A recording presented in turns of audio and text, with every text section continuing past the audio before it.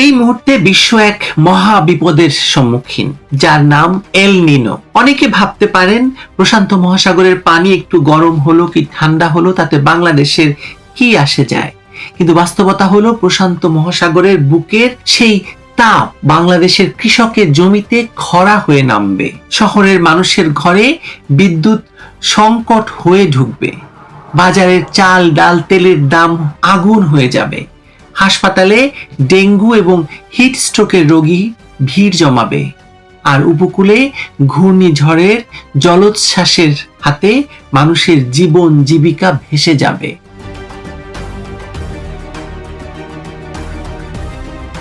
বিজ্ঞানীরা সতর্ক করছেন দ্রুত শক্তিশালী হয়ে উঠছে এল নিনো।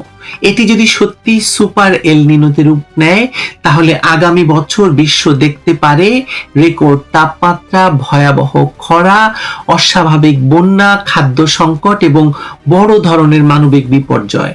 কিন্তু বাংলাদেশের জন্য এই সতর্কতা আরো ভয়ঙ্কর, কারণ বাংলাদেশ এমন একটি দেশ বা এমন একটি ভূখণ্ড যেখানে জলবায়ুর সামান্য পরিবর্তনও কোটি মানুষের জীবনে সরাসরি আঘাত করে।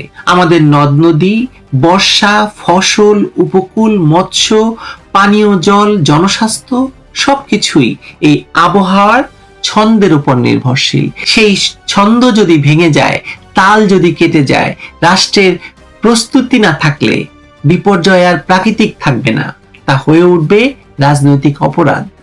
এল নিনোর সময় সাধারণত দক্ষিণ এশিয়ার মৌসুমী বায়ু দুর্বল হতে পারে, বৃষ্টি কমে যেতে পারে, আউশ আমন বোরো ধানের প্রতিটি মৌসুমেই চাপ তৈরি হতে পারে। উত্তরাঞ্চলে খরা, দক্ষিণ পশ্চিমাঞ্চলে লবণাক্ততা, শহরে পানির সংকট, গ্রামে সেচের খরচ বৃদ্ধি, বিদ্যুতের চাহিদা বেড়ে লোডশেডিং, সব মিলিয়ে একটি পূর্ণাঙ্গ সংকট তৈরি হতে পারে। শুধু ফসল কম হবে তা নয়, উৎপাদন খরচ বাড়বে, খাদ্য আমদানির চাপ বাড়বে, বাজারে সিন্ডিকেট সক্রিয় হবে, আর শেষ পর্যন্ত সবচেয়ে বেশি পুড়বে বাংলাদেশের গরিব মেহনতি মানুষ। তাহলে প্রশ্নটা হচ্ছে, বাংলাদেশ কি প্রস্তুত কিনা? দুর্ভাগ্যজনকভাবে উত্তর হলো না। আজ বাংলাদেশের ক্ষমতায় যে বিএনপি সরকার, সেটি নিজেই অবৈধ ইউনূস সরকারের একটি বর্ধিত সংস্করণ। তথাকথিত জুলাই গণ অভ্যুত্থানের নামে যে অরাজকতা, সন্ত্রাস, প্রতিরোধ আর ক্ষমতা দখলের রাজনীতি শুরু হয়েছিল, তার ফল এখন রাষ্ট্রের প্রতিটি স্তরে দেখা যাচ্ছে। সুতরাং সরকার এখন নিজেকে বাঁচাতে ব্যস্ত, মানুষ বাঁচাতে নয়। রাষ্ট্রীয় প্রতিষ্ঠান দুর্বল, প্রশাসন বিভ্রান্ত, নীতি অস্থির, আর সরকার ব্যস্ত ক্ষমতা ধরে রাখার খেলায়। যে কোনো সময় আসিফ মাহমুদ, সজীব ভুইয়ারা সন্ত্রাস করে আবারও সরকার ফেলে দিতে পারে, এমন ভয় সরকারের সর্বত্র। এমন একটি সরকার কিভাবে এল নিনোর মতো একটি বহুমাত্রিক জলবায়ু সংকট মোকাবেলা করবে বলুন? 1991 সালের ঘূর্ণিঝড়ের কথা ভুলে গেছেন? ভুলে গেলে তো চলবে না। তখনও বিএনপি ক্ষমতায় ছিল। রাষ্ট্রীয় অব্যবস্থাপনা, সতর্কতা ব্যবস্থার দুর্বলতা এবং মানুষের জীবনকে গুরুত্ব না দেওয়ার কারণে লক্ষ লক্ষ মানুষ মৃত্যুবরণ করেছিল। আজ প্রযুক্তি আছে, স্যাটেলাইট আছে, আমাদের নিজস্ব পূর্বাভাস আছে, জলবায়ু মডেল আছে, কিন্তু প্রশ্ন হলো রাজনৈতিক সদিচ্ছা আছে কিনা। দুর্যোগ মোকাবেলা কেবল ত্রাণ বিতরণ নয়, এটি আগাম পরিকল্পনা, খাদ্য মজুদ, সেচ ব্যবস্থাপনা, হাসপাতাল প্রস্তুতি, তাপ প্রবাহ কর্মপরিকল্পনা, নদী এবং উপকূল ব্যবস্থাপনা, কৃষি বীমা, নগর পরিকল্পনা এবং আন্তর্জাতিক কূটনীতির সমন্বিত বিষয়। এই জায়গাগুলোতে বর্তমান সরকারের কোনো বিশ্বাসযোগ্য প্রস্তুতি দৃশ্যমান তো নয়, কোনো হেলদোল দেখা যাচ্ছে না। তারা ব্যস্ত হচ্ছে ফ্যামিলি কার্ড নিয়ে, তারা ব্যস্ত আওয়ামী লীগ নিষিদ্ধ করা নিয়ে।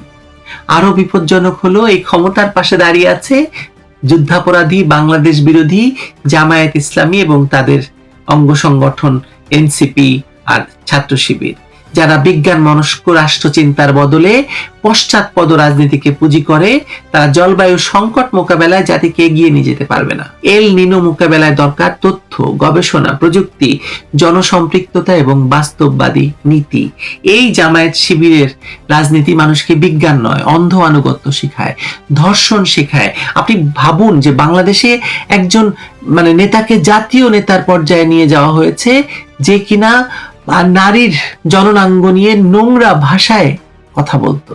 দুর্যোগ এলে তার দায় এরা নেবে না, তারা বলবে নিয়তি, অথচ রাষ্ট্রের কাজ নিয়তির দোহাই দেওয়া নয়, মানুষের জীবন বাঁচানো। বাংলাদেশের জন্য এল নিনো শুধু তাপপ্রবাহ নয়, এটি ডেঙ্গু বিস্তার বাড়াতে পারে, পানিবাহিত রোগ বাড়াতে পারে, শিশুর পুষ্টি সংকট বাড়াতে পারে, শ্রমজীবী মানুষের আয় কমাতে পারে।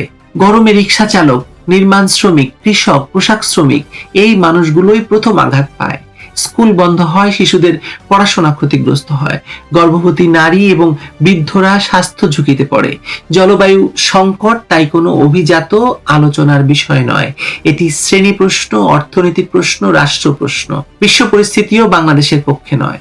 মধ্যপ্রাচ্যে অস্থিরতা, জ্বালানির বাজার ভয়াবহ অবস্থার মধ্যে পড়েছে, সার সরবরাহের অনিশ্চয়তা দেখা দিয়েছে, খাদ্য রপ্তানি নিয়ন্ত্রণ হচ্ছে। এসবের সঙ্গে যদি এল নিনো যুক্ত হয় তাহলে বৈশ্বিক খাদ্য বাজার আরো অস্থির হবে। ভারত যদি চাল রপ্তানিতে কড়াকড়ি করে, আন্তর্জাতিক বাজারে দাম বাড়ে আর বাংলাদেশের নিজস্ব উৎপাদন কমে যায়, তখন এই সরকার কি করবে? শুধু বিবৃতি দিয়ে বাজার নিয়ন্ত্রণ করবে? আমির খসরু মাহমুদ চৌধুরী বিবৃতি দেবেন আর সব ঠিক হয়ে যাবে? তা তো হয় না। শুধু মিটিং করে খরা ঠেকানো যাবে? যাবে না। শুধু বিদেশ সফর করে খাদ্য নিরাপত্তা নিশ্চিত করা যাবে? যাবে না।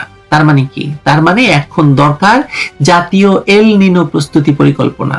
কোথায় বৃষ্টি কমতে পারে, কোথায় সেচ দরকার, কোথায় পানির স্তর নামছে, কোন জেলায় খাদ্য মজুদ বাড়াতে হবে, কোন হাসপাতালে হিট স্ট্রোক এবং ডেঙ্গু ইউনিট প্রস্তুত করতে হবে, কোন উপকূলে ঘূর্ণিঝড় আশ্রয় কেন্দ্র সংস্কার দরকার, এসব নিয়ে জরুরি রাষ্ট্রীয় কর্মসূচি থাকা উচিত। কিন্তু ক্ষমতাসীনদের অগ্রাধিকার জনগণ নয়, তাদের অগ্রাধিকার আওয়ামী লীগ নিশ্চিহ্ন করা, তাদের অগ্রাধিকার ক্ষমতা, প্রতিশোধ মানে বিদেশি পৃষ্ঠপোষকতা এবং রাজনৈতিক প্রতিপক্ষকে দমন।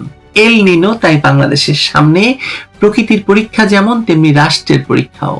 প্রকৃতি দেখবে না কে কোন দল করে। তাপ প্রবাহ আওয়ামী লীগ বিএনপি চেনে না, খরা জামায়াত শিবির চেনে না, ঘূর্ণিঝড় কোনো মন্ত্রী উপদেষ্টার পদবি রেখে আঘাত করবে না। কিন্তু দুর্যোগের ক্ষতি কত হবে, কত মানুষ বাঁচবে, কত পরিবার পথে বসবে, সেটি নির্ভর করে রাষ্ট্রের নেতৃত্বের উপর। আর এখানেই বর্তমান বিএনপি সরকারের সবচেয়ে বড় ঝুঁকি।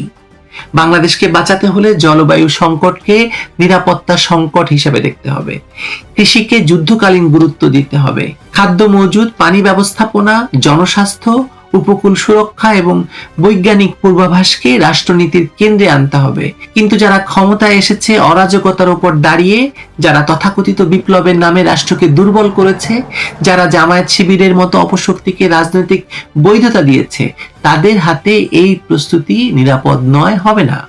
এল নিনো দরজায় কড়া নাড়ছে, সময় খুব কম। ভুল সিদ্ধান্তের মূল্য এবার শুধু রাজনৈতিক হবে না, মানবিক বিপর্যয় হবে। ফসল পুড়বে, পানি কমবে, রোগ বাড়বে, খাদ্যের দাম বাড়বে, উপকূল কাঁপবে। তখন ক্ষমতাসীনরা হয়তো আবার দায় চাপাবে প্রকৃতির উপর, ওই আওয়ামী লীগের উপর। কিন্তু সত্য হলো, দুর্যোগ প্রকৃতি তৈরি করে, বিপর্যয় তৈরি হয় রাষ্ট্র ব্যবস্থার অযোগ্যতার কারণে। আর বাংলাদেশের মানুষকে এখন সেই অযোগ্যতার বিরুদ্ধেই সতর্ক হতে হবে। ভালো থাকবেন সবাই।